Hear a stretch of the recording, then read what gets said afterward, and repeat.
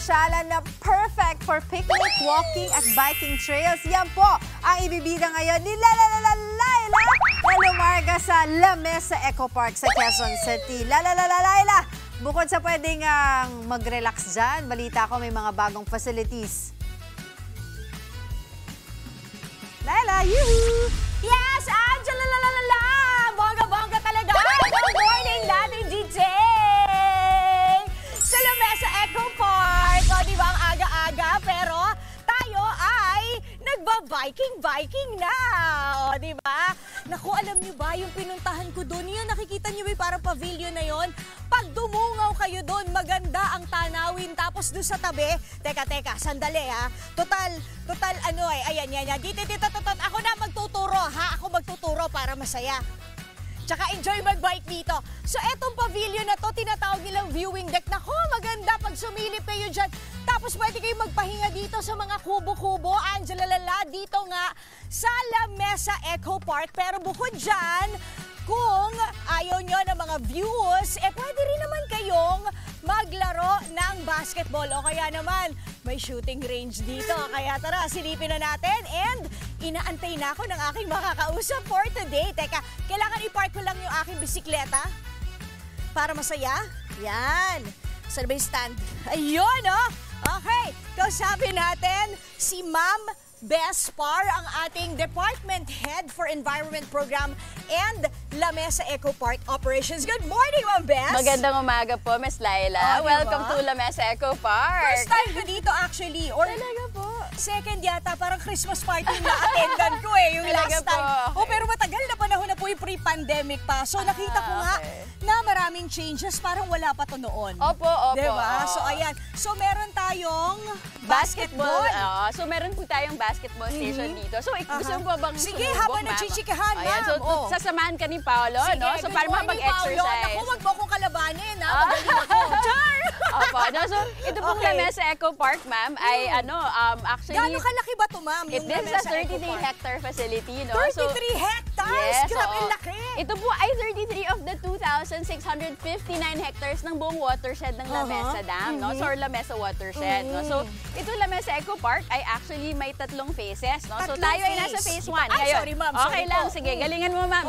Yan, kailangan. Para sa bayan, para sa bayan. Yun, so tapos, ito ay open ng 7 a.m. to 4 p.m., no? Actually, Mondays sarado tayo, no? So, bali ang operational hours natin ay or days natin ay Tuesdays to Sunday. So, pag weekend, no? So, open kami 7 a.m. to 4 p.m. No? Okay, ma'am. Kanina nakapag-bike na ako at ngayon hindi ako makashoot-shoot dito sa iyong sige, basketball. Kids to, ha? Oo, Kids! Tingnan nyo! Kids! Partida pa yan, kids, pero wala ko na-shoot. Eto si Paolo, ang galing eh. Oo, kaya so pa siya mag-practice eh. Ma'am, bukod po dito sa basketball, biking, wala talaga, shoot. Meron yung mga tayo. tanawin, ano po pa po ba yung pwedeng ma-enjoy ng mga pupunta dito sa La Mesa Eco Park? Yes, para sa mga gustong pumunta dito. Dito tayo, ma'am. Ano ba to? Yan. So, meron po tayong shooting range. Yan, dito po, pwede kayo mag-practice ng inyong pagbabaril, no? So, pero of course, these are not... Pwede po bang itry? Yes, subukan nyo po talaga, no? So, dito, meron tayong mga different kinds of weapons, no? Pero of course, kailangan safety first. Kailangan naka-safety goggles tayo. Yan mahalaga. Habang naka-helmet Oo nga, pwede na po natin tanggalin. Tanggalin yung helmet. Yes, para hindi kayo mahirapan at mas maganda yung iyong shoot, diba? Ayan. Okay, so meron tayong mga guidelines dito, ma'am, na nakita ko. Medyo marami-rami to, 6. Ayan, ha? Yes. Kailangan ng safety goggles. Check na yon. Yes. Ito na yon. So, meron tayong safety orientation naman. So, si Warren, yung ating facilitator dito sa station na to.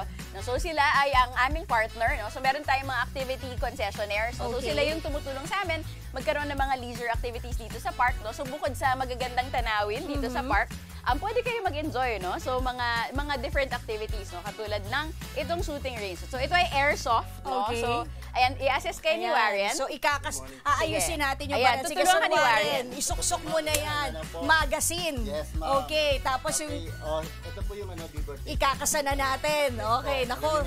Eto na. Ano pang kasa? Yes. Oo. Nako, grabe. Susubukan na naman talaga. Para ako nag-audition sa sa Batang Quiapo nito, ha? Sige, ma'am. Ready!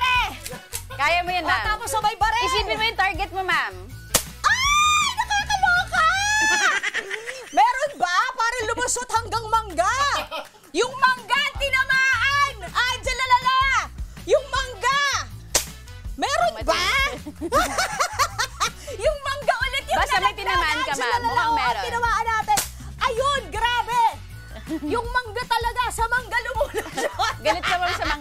galing sa mangga. Ayun! Nakita niyo yan. Okay. Paano ba? Ayan, Oh, meron na galing. ba? Bumubuhos ay na ba si Tumama tita? sa target.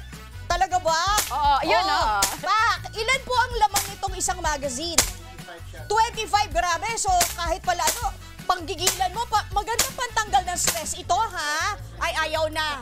Nag-lock na siya. So, ibig sabihin, carry bells na siya. Ma'am, sabi mo nga 7 a.m. to 4 7 a.m. to 4 p.m., no? Walang pahinga?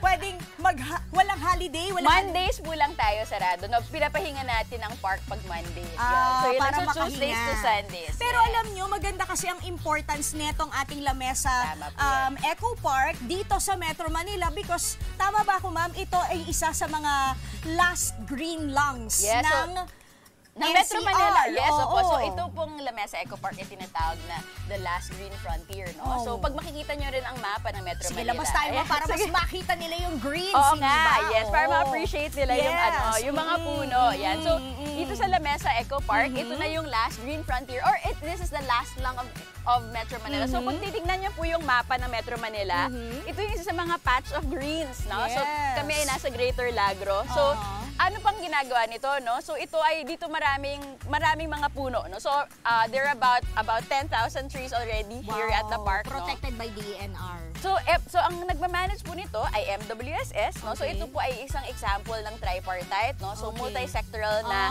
partnership, no? So okay. collaboration, no? So Okay. meron tayong MWSS, yung Metropolitan Water and Sewerage System, at Quezon City LGU, and then Manila wow. Water, So, no? saan yung puwersa pala? Ma'am, gusto ko pang malaman lahat ng mga info tungkol sa Lamesa Eco Park, Sure. pero babalik pa naman tayo, di ba? So, Oo. mamaya, silipin natin yung Butterfly Garden. Of course, Gusto ko sige. yun kasi sakto nagbulaklakin Oo talaga nga. akong duster for this, I you know? love it. Oo naman. So, doon tayo mamaya, gogora sa ating Larga. Babalik tayo. Balik muna sa studio. Maraming salamat, Laila! Dahil nga po malapit na mag-weekend, pwedeng isama sa bucket list ng pupuntahan po ninyo ang Lamesa Eco Park sa Quezon City. Nako, taga dyan tayo. Bukod sa activities, pwede ka rin mag-relax sa kanilang Butterfly Garden. Kaya naman, Laila, ipasilip mo na yan sa amin. Wow! Ay, parang bird to. Bagay ba? Oh, di ba? Gusto mo? Dali iuwian din kita. Anong kulay gusto mo? Meron pa available na pink and red, ha? Bulong mo sa akin mamaya. But anyways, eto na nga. Alam mo, Angela, gusto ko lang talagang ipakita sa iyo yung lush greeneries dito sa Lamesa Eco Park. Tapos alam mo nga pala, nako, meron nga pala silang paalayla sa akin. Ang sabi, wag daw masyadong full volume si tita. Kasi alam mo ba, dito sa mismong lugar na ito, ha, yung papunta, or actually kung saan nakasituate yung Butterfly Garden, meron daw mga nasa site dito na Philippine Eagle Owl. Oh, hindi ba ang taray? Not one, but two. Oh, at sa katunayan, marami rin mga bird watchers na nagpupunta dito sa Lamesa Eco Park. Kaya eto, punta na tayo dito sa Butterfly Garden. Lilipad tayo dito, Angela. At dito tayo dadapo. Ayan, oh. Kasi medyo maliit yung pakpak ko, kaya mas gusto ko mas malaki. Teka, para effect lang. Kamusta naman yung paro-paro? Pak. Oh, di ba? Ganda. Oh, kasi nga, etong kanilang Butterfly Garden, talagang i-educate, tuturuan para mas matuwa yung mga pupunta, lalo-lalo na mga bata sa life cycle ng butterfly. So, Angela at mga kapatid, balik tayo sa grade 5 tayo. Kamusta naman, di ba? Naalala nyo, galing sa Caterpillar ang mga butterfly. So pagka sila ay ready nang maging pupa, ayan, magiging larvae sila. Ayan, no? Tama ba, Ma'am Bes? Sa From caterpillar? From caterpillar, magiging magiging pupa. pupa, yes. Ayan. So kasama pa rin natin, syempre, si Ma'am Bes Par, Hello po. Department Head for Environment Program and Lamesa Eco Park Operation. So, ma'am, Welcome ano-ano ulit. po ba itong mga butterflies na naandito? Iba't ibang klase po to? So, opo, different species siya, no? So, dito sa Pilipinas, so, meron tayong mga 500 plus na mga endemic species, no? So, pero dito, pupa yung station na to, no? So, makita na natin, kung naalala nga natin, no? Nung grade 5. Oo, no? So, magsisimula siya sa eggs, no? Yes, Tapos, magiging siyang caterpillar. Ito, ayan, no? magiging Oo. caterpillar. Tapos, magre-wrap yung larva sa kanya. oo. Magiging siyang pupa, eto na Ayan. siya. Actually, kung makikita nyo, Angela Lara, ayan o, meron ng ano, May sumisilip na. Yes, Or mga empty na, no? Oo, mga empty na siya. Tapos may nakalabas parang na. polka dots, di ba? So malamang ganyan yun din yung design ng wings ng butterfly. Ma'am, punta na tayo doon sa inyong oo. butterfly garden. So, hahawiin lang natin ang ating mga halaman. Ito ang kurtina ng nature.